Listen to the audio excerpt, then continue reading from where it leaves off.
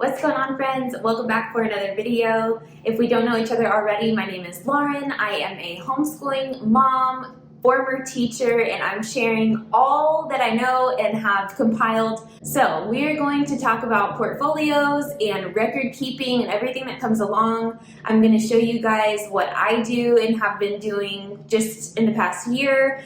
That's kind of pulling bits and pieces from our homeschooling experience, my classroom experience, and all of the things that I feel like are necessary if you are one of those people who likes to keep some keepsakes and also use it as your record keeping and like hard copies of what you've learned, what your kids have accomplished, and by the end of their schooling and learning at home experience, it'll be really great to look back on all of those compiled things, see their progress, what you guys have accomplished together. So the first thing you're going to do is gather a few things if this is going to be something that you'll be doing. So you'll want a binder. You can do like a small binder if you don't think that you're going to want to keep a lot of like work samples, or if you don't have a lot of work samples, if you don't do like paper, like physical paper or activities like the physical way, but more your virtual learning, then this is going to be a little bit different. But if you do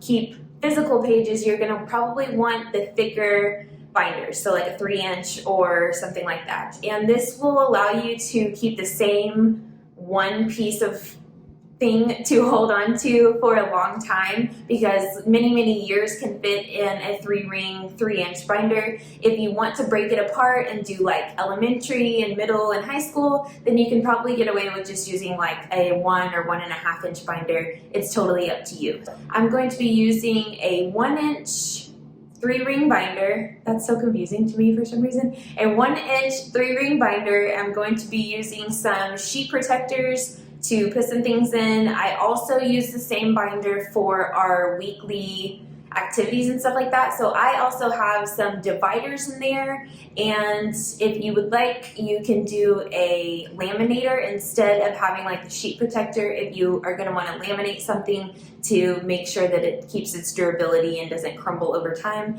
But again, that's something that's totally optional for you, your preferences, and what you want to do for your kiddos. Video, I'm kind of going to be talking as I show you, because I feel like that's much easier than like trying to hold something up and talk about it and show you. So thank you so much for watching and for being here. I appreciate you so much. If you enjoyed this video and it was helpful to you, let me know in the comments what parts you're going to be taking into your own portfolio making and record keeping for your kiddos.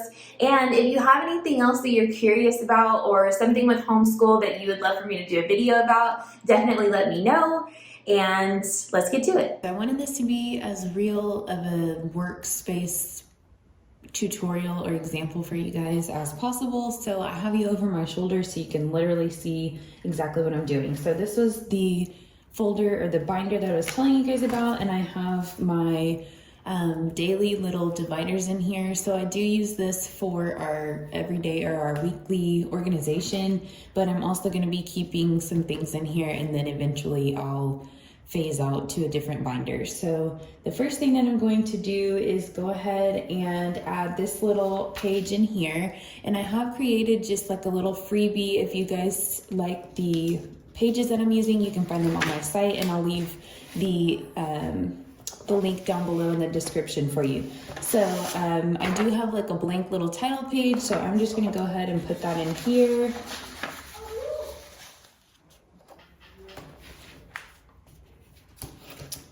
And then I'm going to either use, these came from the Dollar Tree, surprise, surprise. So it is like a little pocket, and then it has 3 holes in it. So if you did want to use something like this and just put everything in here rather than hole punching it or putting it in a sleeve, then you can do that as well. So that's a good alternative if you want to do it that way. I am, however, going to go ahead and use a sheet protector.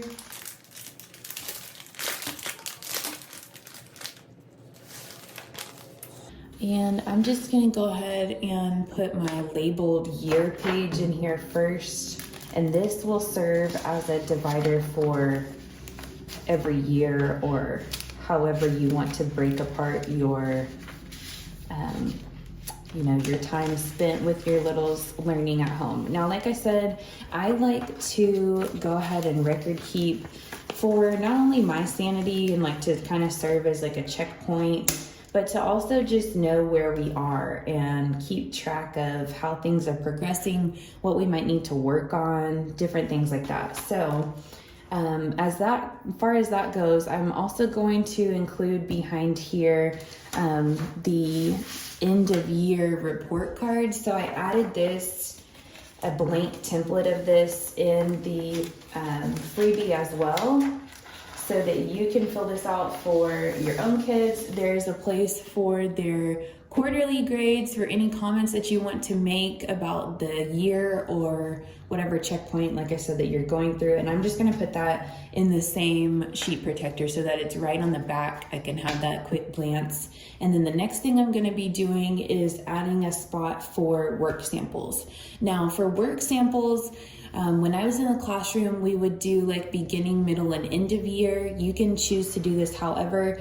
I would definitely suggest putting the dates on all these pages and try to do it as you go. And if you find that you can't remember the date whenever you go back and look, I had that issue with some of these. And I'm not going to show these to you specifically, but I am just going to go ahead and put all of these in here. But if you don't remember the specific date, just ballpark it, because that will help you to kind of know and see the progression of their work and how things went, how they are performing long term, and all that jazz.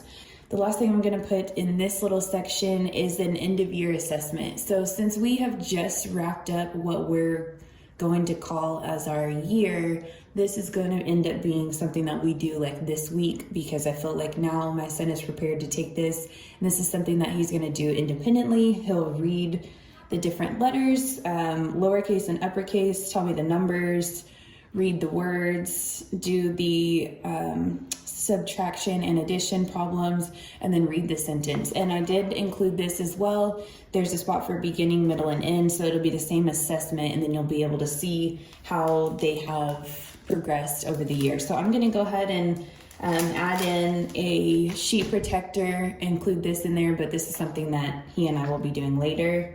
And then the other part of that is going to also be the FREEBIE sight words. So this is the first 100 words. These are the most commonly used words. Oftentimes, sight words can't just be sounded out. They just have to be able to see them and know them. So by having your child read the words to you, you could even break it up like 25 words a day and then compile the list or the number of correct words. And then I'm just going to be putting a sticky note on the outside of my sheet protector, and then I would just, for instance, write, let's see, we are now in August, so then I would do August 21, and then out of 100 words, write however many he got, and then the next time I will check is more than likely going to be December 21. And so it will be, once again, out of 100, just so you can kind of track how they're doing, how they're progressing, what words you may need to revisit or include in your instruction moving forward, and not only just to have it for your knowledge, but to also be supporting your child in their learning with reading.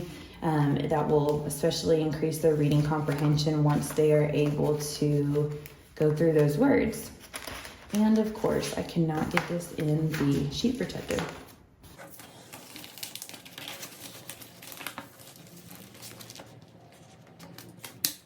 As your child progresses through the years or, through different topics, and as the level of things increases, you'll probably have more stuff to add in here.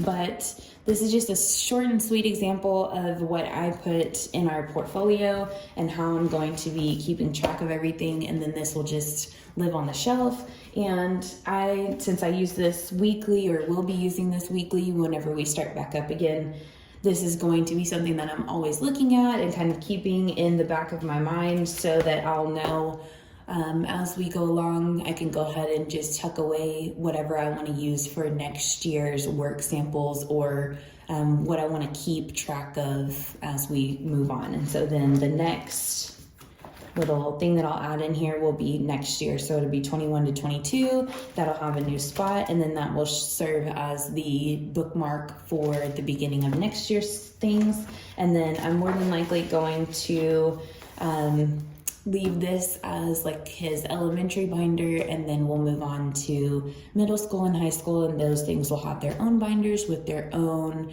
report cards, with their own work samples, and all of those types of things. So I hope that that was very easy to understand, short and sweet. It doesn't have to be rocket science, but I did want to kind of share with you my thoughts and tidbits that I've taken from the classroom and will be applying at home, so that I can keep a little bit of record and kind of keep track and have a checkpoint of the things that we've done, things that we need to work on, and how we're doing along the way.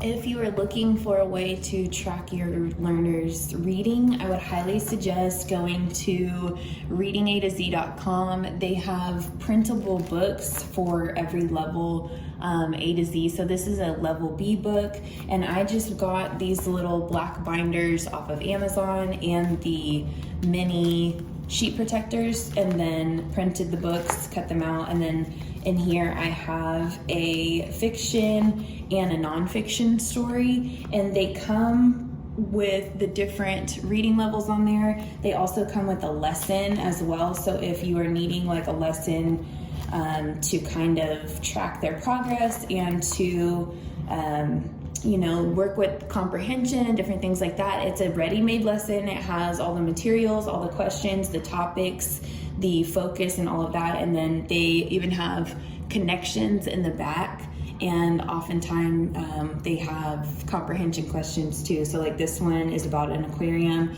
and then it tells you a writing activity, list all the animals from the book, then write them in ABC order. So it's introducing and practicing reinforcement of all different kinds of topics and activities that have to do with phonics and reading and all of those different literacy skills. And then they even have like a science connection to what do you know about ocean animals, share your ideas with a partner. So then that opens it up for even more discussion. So if you are looking for something like that, I would highly suggest doing Reading A to Z. And if you are needing some support in like tracking progress, definitely let me know, because I would be happy to do a video on that as well.